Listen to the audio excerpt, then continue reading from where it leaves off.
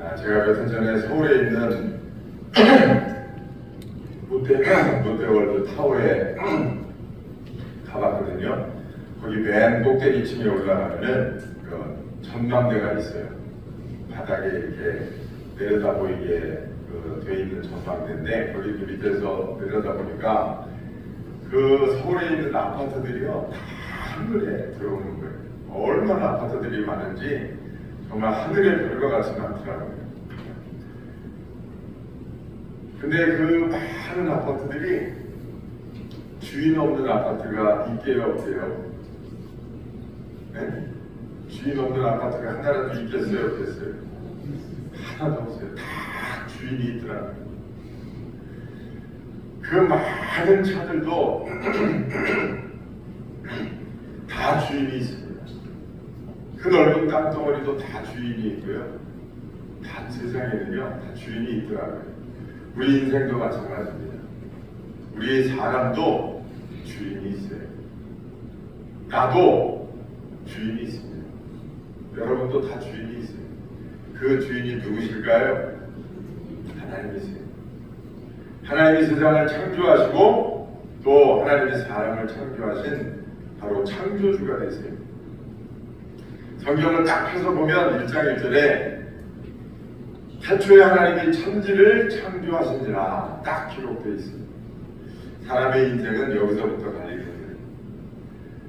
그 한 문장을 믿느냐 믿지 않느냐에 따라서 인생이 완전히 달라지게 되어 있습니다. 여러분, 지옥이 왜 가장 고통스러운 곳일까요? 거기에는 하나님이 계시지 않기 때문에 그렇습니다. 천국은 왜 가장 좋은 곳일까요? 거기에는 항상 하나님이 나와 함께하고 계시기 때문에 그렇습니다. 저는 예수 믿고서 좋은 점이 셀 수 없이 많지만 그 중에서 제일 좋은 거는요, 하나님의 존재가 믿어지는 게 제일 좋더라고요. 그러니까 하나님, 이렇게 하나님의 이름을 부를 수 있는 그런 믿음이 있다고 하는 게 참 좋더라고요. 우리가 하나님을 부를 때 하나님은요, 그래 사랑하는 아들아, 살아가는 딸아, 내가 여기 있다. 내가 너와 함께하마. 내가 너를 도와주마. 나는 너의 하나님이고 나는 너의 도움이다. 하나님이 우리에게 그렇게 말씀하시는데 우리의 영혼이 가득 차는 거예요. 여러분, 세상이 우리에게 주는 즐거움은 그때뿐이에요. 그러나 하나님의 영이신 성령이 내 안에 오셔서 나를 충만케 하실 때 여러분, 우리의 인생은 만족하게 되고요, 우리의 영혼은 가득 차게 되는 줄로 믿습니다. 저는 그래서 지금 요즘도 가끔가다 혼자 중얼거립니다. 하나님, 저 하나님 없이는 못 살아요. 하나님, 저와 함께 해주세요. 그렇게 고백할 때가 있어요. 힘든 일이 있거나 아니면은 어려운 일이 있어서가 아니라 삶이 어떨 때는 저도요 공허하게 느껴지고 또 저의 존재가 가볍게 느껴질 때가 있어요. 그럴 때는 하나님의 이름을 부르면서 하나님을 의지하면 그렇게 좋을 수가 없어요. 이 세상의 모든 게 다 주인이 있듯이 여러분, 나의 주인도 하나님이세요. 우리는 마땅히 하나님을 주인으로 삼는 종의 삶을 살아야 합니다. 믿습니까? 그런데 사람들은 어떻습니까? 자기가 자기의 주인이 돼서 살려고 그래요. 거기에서 문제가 생깁니다. 나는 내 삶의 주인이 아니에요. 내 삶의 주인은 따로 있어요. 따로 계세요. 그분은 곧 하나님이세요. 내게 생명을 주시고 육신을 주시고 삶을 주신 분이 하나님이시라고.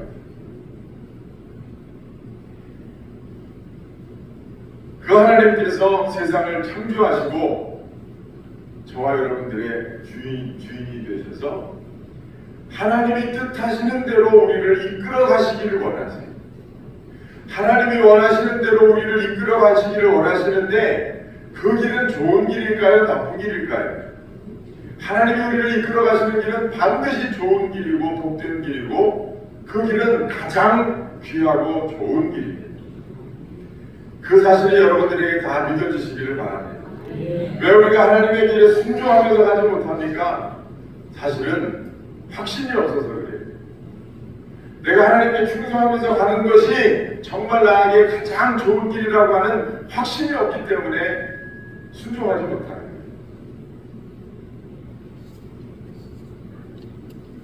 하나님은요, 역사의 주인공이시고 역사를 이끌고 계세요. 사람들은 점점 더 복잡해지고 어려운 세상을 살아가고 있습니다. 그래서 사람들은 그렇게 생각해요. 도대체 세상이 어떻게 되려고 이래? 요즘도요, 여러분, 막 전쟁의 소식이 있고 이상기후의 소식이 있고 세상이 복잡하지 않습니까? 요란하지 않습니까? 야, 도대체 세상이 어떻게 되려고 이래? 그런데 제가 어렸을 때도 그런 어른들이 그런 말씀하시는 걸 많이 들은 것 같아요. 세상은요, 아마 아브라함도 그랬을 것 같아요. 도대체 세상이 어떻게 되려고 이래? 노아도요, 비가 하도 많이 오니까 도대체 세상이 어떻게 되려고 이래? 그런데 그렇다고 해서 세상이 망하지 않았어요. 왜 그렇습니까? 세상의 주인이 하나님이시기 때문에 그래요. 하나님이 주인이시니까 하나님이 이끌고 가고 계세요. 하나님이 책임지신다고요. 하나님이 주인이시기 때문에 하나님이 책임지신다고요. 하나님이 나의 주인이시기 때문에 나를 책임지신다고요. 여러분, 그 사실을 믿으시기를 바랍니다. 그러니까 여러분, 우리 마음이, 우리 심령이 좌로나 우로나 흔들리지 말아야 돼요. 하나님을 믿고 의지하고 하나님이 나의 주인이 되시니까 내가 하나님께 딱 붙어 있으면 하나님은 나를 인도하시고 책임지실 것이다. 내가 죽어도 살겠고 내가 살아 다시 하나님을 믿으면 내가 영원히 죽지 않는 영생의 존재다. 여러분, 그런 믿음 가지고 사시기를 주 이름으로 축원합니다. 역사를 보면 잠시 잠깐 세상의 권력을 잡은 지도자들이 신은 죽었다, 하나님이 어딨냐, 그렇게 말하는 사람들이 종종 있었습니다. 종교도 정치와 권력의 일부일 뿐이지 종교도 다 똑같은 거고 하나님이 어딨냐, 이렇게 말하는 지도자들이 있었어요. 인본주의자들이었습니다. 그러면서 세상의 주인 되신 하나님의 뜻을 거스리고 하나님의 뜻을 벗어나고자 했습니다. 그러면서 자신들이 마치 세상의 주인인 양, 그리고 역사의 주인인 양 사람들을 속여왔어요. 여러분, 그게 마귀의 행태입니다. 마귀는 공중권세 잡은 자가 돼서 자기가 세상의 주인이고 역사의 주인인 것처럼, 그리고 우리의 주인인 것처럼 마귀는 우리를 속이려고 합니다. 거기에 속으면 안 돼요. 시편 24편 1절 말씀이니까 땅과 거기에 충만한 것과 세계와 그 중에 사는 자들은 다 여호와의 것이로다 그랬어요. 여러분, 이 세상의 주인은 하나님이세요. 이스라엘 백성이 애굽에서 400년 동안 종살이 할 때 하나님이 역사하셔서 이스라엘 백성이 애굽에서 나올 수 있었습니다. 로마 제국은 기독교를 아주 많이 박해했던 그런 나라였어요. 그래서 초기 기독교인들은 엄청난 박해를 받았습니다. 그런데 AD 312년에 로마 황제 콘스탄티누스가 전쟁을 나가는데요. 전쟁을 나가기 전에 환상을 봅니다. 로마의 황제가 환상을 봤어요. 기독교를 핍박하던 그 황제가 환상을 본 거예요. 밀비우스 다리 전투를 앞두고서 환상을 보는데 거기에서 천사가 나타나서 이 징표로 승리하라 그러면서 십자가를 준 거예요. 그래서 기독교를 핍박하던 이 콘스탄티누스가 그 십자가를, 기독교의 상징인 십자가를 군기에 새기고 전투에 나가서 승리했어요. 그 이후에 이 콘스탄티누스는 기독교로 개종을 합니다. 그리고 나라에 기독교를 국교로 선포해요. 그게 바로 그 유명한 AD 313년에 있었던 밀라노 침략입니다. 그래서 로마가 기독교화가 돼서 그 로마로부터 전 유럽에 복음이 전파되기 시작했어요. 여러분, 애굽에서 건져내신 분도 하나님이시고 이스라엘 백성을 망하게 하신 분도 하나님이시고 이스라엘이 다시 모이게 하신 분도 하나님이시고 로마의 기독교가 전파되게 하신 분도 하나님이세요. 기독교를 그렇게 핍박하고 그래서 막 그냥 동굴 속에 가서 살고 다 기독교가 멸망한 것 같았지만 하나님이 다시 기독교를 일으키셔서 세계 종교가 되게 하셨어요. 여러분, 역사의 주인은 하나님이세요. 하나님이 역사의 창조자시고 주관자가 되십니다. 그래서 우리가 하나님께 잘 보여야 돼요. 딴 것에 잘 보일 필요가 없어요. 하나님께 잘 보이면 됩니다. 우리나라도요, 하나님께 잘 보여야 돼요. 트럼프가 나와가지고 연설을 하는데 총알이 날라왔어요. 이야, 정말 아슬아슬하게 머리를 빗나가서 귀에 가서 맞았어요. 정말 역사의 남을 선거인 것 같아요. 기가 막히지 않습니까? 그냥 지나간 것도 아니고 머리에 맞은 것도 아니고 그냥 지나갔으면 또 안 믿을 수도 있잖아요. 근데 귀에 가서 맞아가지고 피가 나니까 영락없이 총알에 맞았는데 머리가 안 맞았단 말이에요. 그러니까 그 미국에서 그 트럼프를 대통령 시키려고 하는 사람들이요, 막 그냥 난리가 났어요. 하나님이 트럼프를 지켜주셨다는 거예요. 어찌됐든 만약에 그 사람들 말대로 정말 하나님이 트럼프를 지키셨다면 참 기가 막힌 일 아니에요. 하나님이 어떻게 그렇게 도우시란 말이에요. 바이든하고 이 뭡니까 그 인기가 박빙에 있었는데 그 사건 하나 때문에 갑자기 트럼프가요 인기가 그냥 막 올라갔어요. 여러분, 우리나라도요 며칠 전에 보니까 체코에서 원전 수주를 했는데 24조 2기 무선 현상국으로 선정이 돼가지고 2개 24조니까 한 개 12조인가 봐요. 하나 만들어주는데 12조, 앞으로 4개를 만들 거래요. 그럼 얼마에 48조. 근데 그게 중요한 게 아니고, 여러분, 우리나라가 그 체코 그 원전 만들어줄 때 경쟁한 나라가 어디냐면은 원전의 강국이라고 하는 미국과 프랑스였어요. 미국하고 프랑스하고 붙어가지고 우리가 당당히 이겼어요. 그 프랑스 심사하는 사람들이 다 이렇게 보고서 모든 면에 있어서 우리나라가 제일 우수하다는 거예요. 기술적인 면이나 가격적인 면이나 또 사후 처리하는 문제나 모든 게 다 우리나라가 우수해서 만장일치로 우리나라가 선정이 됐잖아요. 그러니까 우리나라가 이 체코에 원전을 수주한 거 그것만 중요한 게 아니라 거기를 교도보로 해서 앞으로 유럽에요 원전을 많이 팔아먹을 수가 있는 거예요. 우리나라 사람들이요 정치를 못해도요 우리나라 사람들 참 머리가 좋아요. 우리가 가진 최고의 자원은 인적 자원이에요. 인적 자원. K-팝, K-방산, K-푸드, K-패션, K-영화, 요새는 뭐 하여튼 우리나라인데요 그렇게 다 인기가 좋아요. 이 코딱지만한 나라에서요 참 진짜 잘하는 것 같아요. 너무너무 감사해요. 여러분, 역사의 주인은 하나님이세요. 우리가 하나님께 잘 보이고 우리가 하나님께 은혜를 입으면 하나님이 도와주시는 방법은요 천길만길의 방법이 있어요. 여러분, 앞길이 막혔다고 힘들고 어려운 상황이 된다고 여러분 투명하고 한숨 쉴 거 없어요. 하나님께 딱 붙어서 하나님을 의지하고 하나님은 세상의 주인이시고 세상의 모든 은과 금은 하나님의 것이고 나도 하나님의 것이고 그러니 나는 하나님을 의지합니다. 이러면서 살면은요 하나님이 반드시 도와주시는 줄로 믿습니다. 하나님이 주인이심을 잊지 말아야 됩니다. 1940년대 공산주의가 중국을 손에 넣었습니다. 그래서 그리스도인들이 많은 박해와 위협을 받았어요. 근데 그때 대리석 조각가가 한 명 있었는데 이 사람은 아주 시도 잘 쓰고 하는 아주 독실한 크리스찬이었어요. 근데 이 사람이 그 박해를 받으면서 시를 하나 썼어요. 무슨 시를 썼느냐?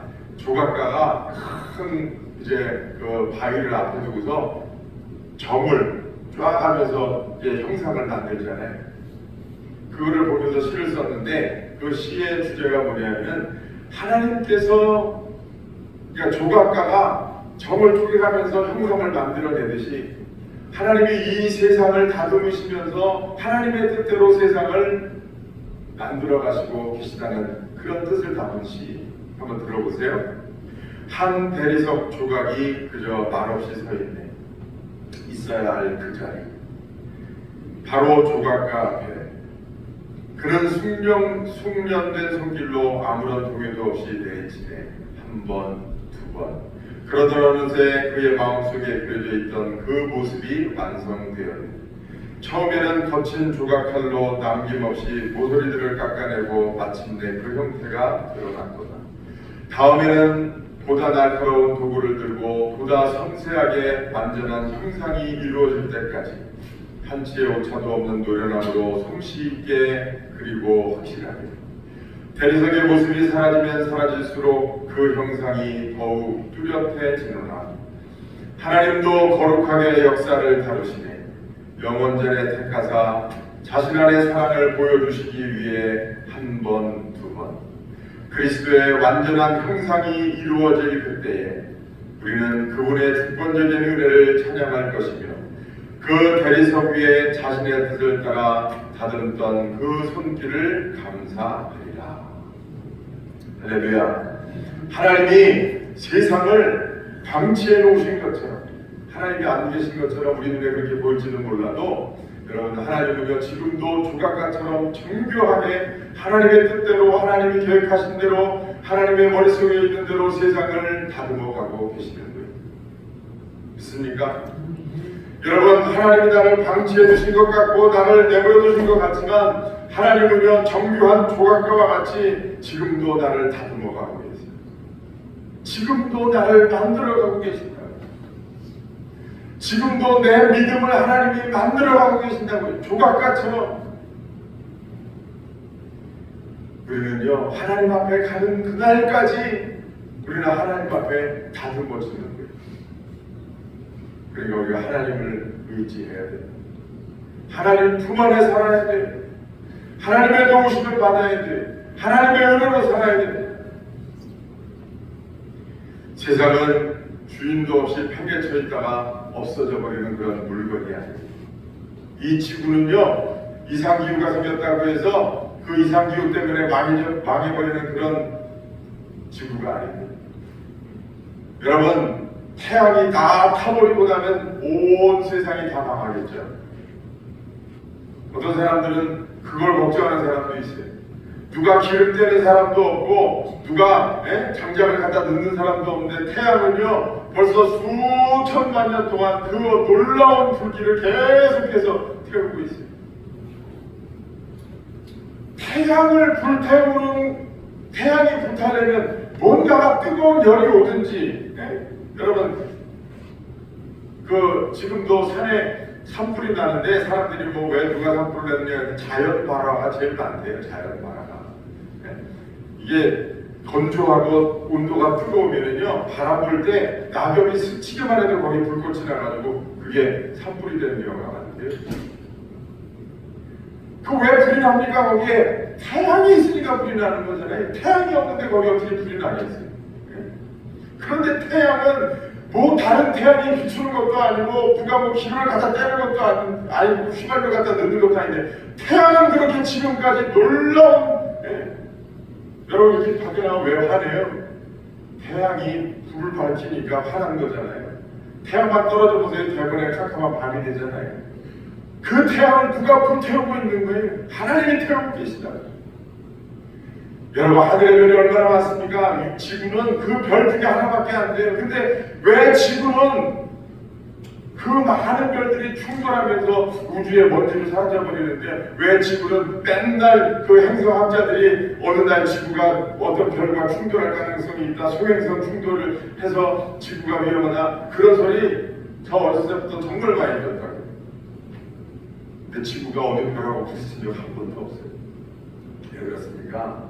여러분, 하나님이 세상을 창조하시고 하나님이 세상의 주관자가 되시기 때문에 그래요. 하나님이 나의 주인이 되세요. 여러분, 너무 걱정하지 마세요. 아프다고 너무 걱정하지 마세요. 아프다고 왜 아프지 그러면 그것 때문에 더 아파요. 나도 이제 나이를 먹었으니까 아프기도 하는 거지 뭐. 젊은 제가 이런 말씀드려서 죄송한데 마음을 좀 편히 가지시라고 하는 말씀.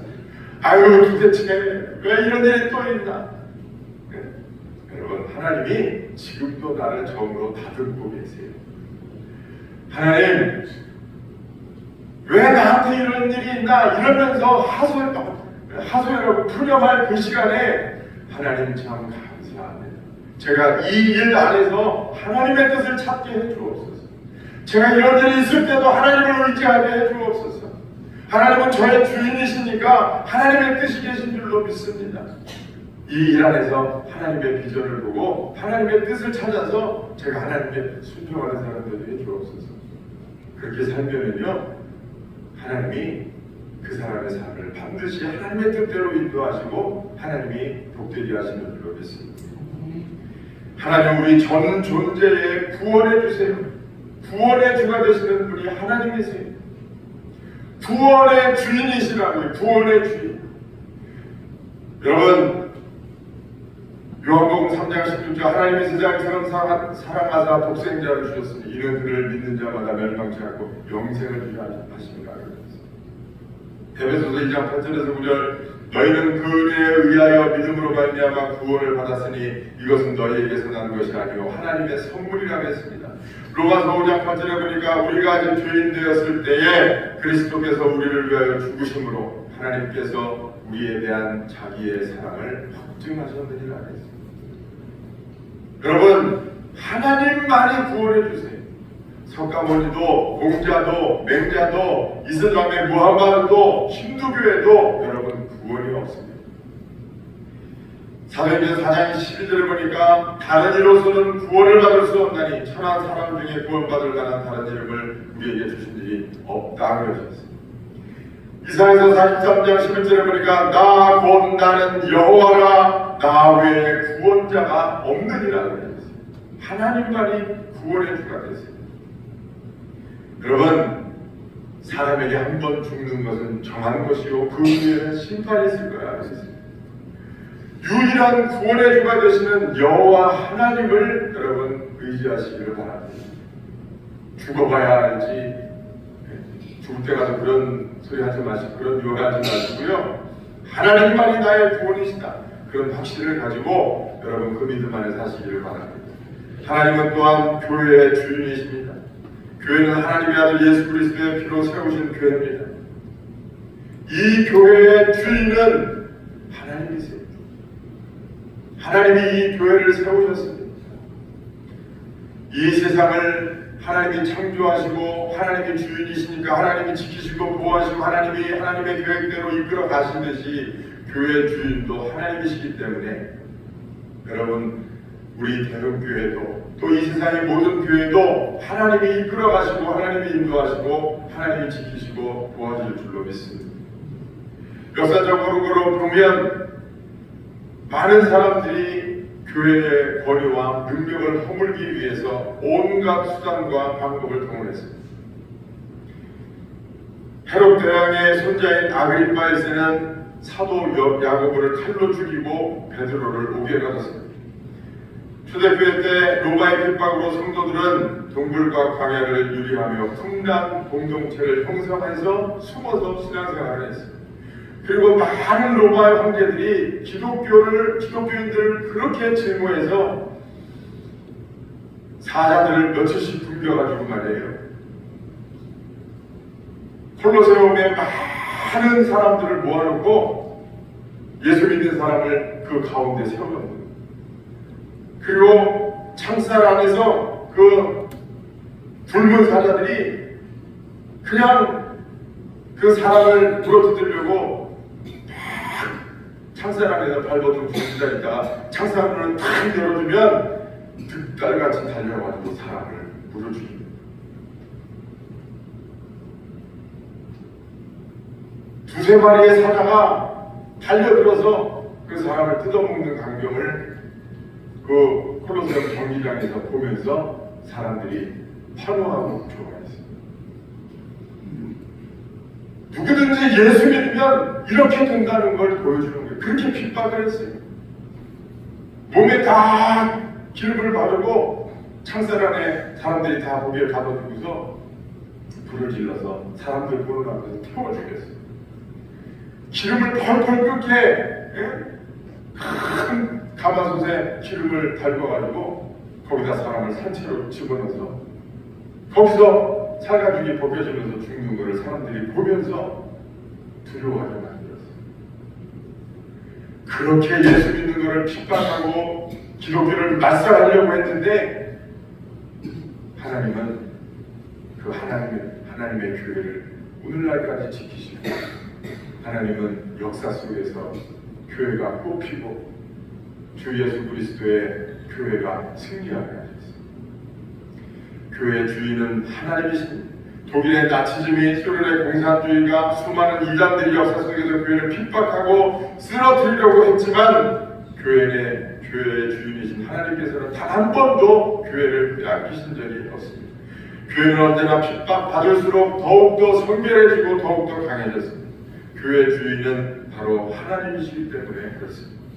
마지막으로 하나님은 나의 주인이 되십니다. 주인으로서 나를 향한 뜻을 가지고 계세요. 주인이니까 하나님은 나를 향한 뜻이 계세요. 그 뜻을 저는 여러분들을 향한 하나님의 뜻을 다 알 수는 없지만 그러나 분명한 것 하나는 저는 알고 있습니다. 여러분을 향한 하나님의 뜻 분명한 것 하나는 제가 알고 있습니다. 그건 바로 하나님은요 여러분들이 다 행복해지기를 원하신다는 사실입니다. 그리고 하나님은 여러분들이 다 구원받은 하나님의 자녀가 되기를 원하신다는 사실입니다. 여러분, 내 인생을 정산할 때가 반드시 옵니다. 싫든 좋든 내 인생을 정산할 때가 반드시 와요. 누가 정산할까요? 내 인생의 주인 되신 하나님이 정산하십니다. 대충 살 일이 아닙니다. 아무렇게나 살 일이 아닙니다.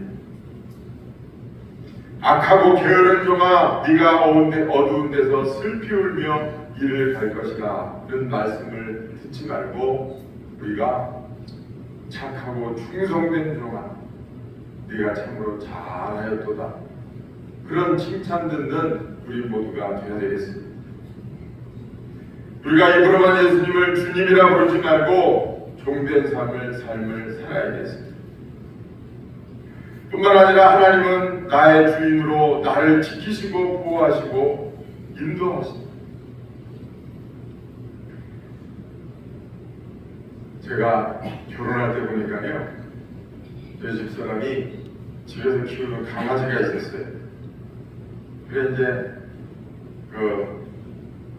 이제 처갓집 된집을 제가 이렇게 이제 인사도 하고 가끔 이렇게 놀러 가면 그 집에 강아지가 있었는데 그 강아지를 이렇게 이뻐하더라고요. 그래서 강아지를 이뻐하는구나 그렇게 생각을 했어요. 그런데 이제 그 강아지를 이뻐하니까 목욕도 시키고 뭐 먹는 것도 안 떨어지게 그냥 잘 챙겨주고 추우면 추울세라 더우면 더울세라 입혔다 벗겼다 덮었다 말았다 뭐 하여튼 신주 따진지 보시듯이 하는 거죠. 아마 강아지 고양이 키워보신 분들은 다 이해하실 거예요. 그러다가 딱 임신이 됐어요. 여원이를 딱 가졌어요. 그러고 나니까 강아지 좋아하는 게 한 80% 줄더라고요. 근데 그러다가 이제 여원이가 뱃속으로 딱 나왔어요. 그 다음부터는 강아지는 안 주겠더라고요. 어디 강아지 근처도 못 오지. 강아지 없애버렸어요. 그냥 여울이만 보면서 물고 빨고, 그저 쥐면 터질세라, 놓으면 날아갈세라. 네가 그렇게 컸다. 지키고 보호해주고 인도해주고. 왜? 내가 낳았으니까. 어떤 부모가 안 그래요?